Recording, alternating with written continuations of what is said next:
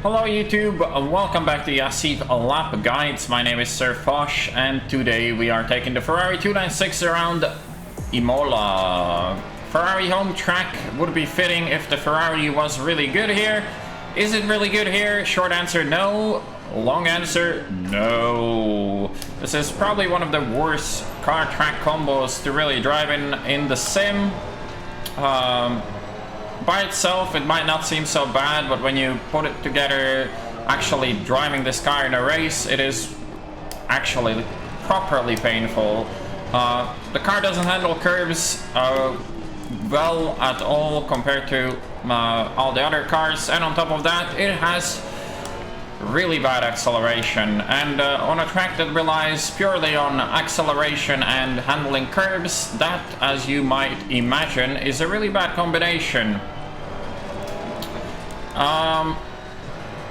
There isn't really much else to say about it. I mean, the car is definitely struggling here. Even if you get everything together, perfect lap is still gonna be around half a second off the actual pace of this car, of this circuit, and SRO has gone through here once already, so any further bump adjustments are quite unlikely.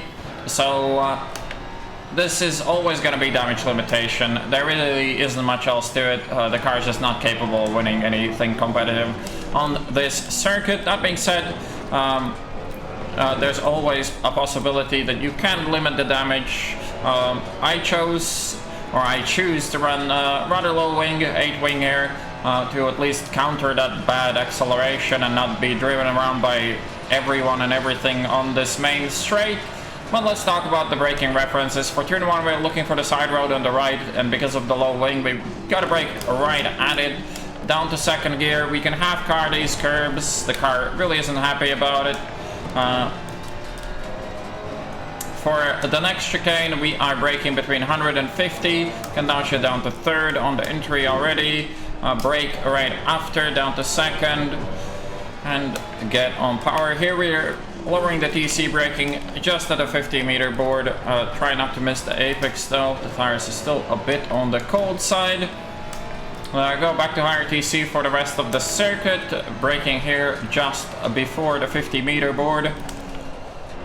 Don't want to use the inside curb too much, as it will make the car understeer more than anything else. Here, a little tap on the brakes, and then heavy braking just to avoid the yellow curves on the inside is super important, as the car cannot handle it. And for the chicane, we're braking tiny bit after the curve starts, down to second gear, fully over the first curve and not really fully over the second curve. If you go fully over the second curve, there is a very high likelihood that the rear will just jump in there and you might lose the control of the car.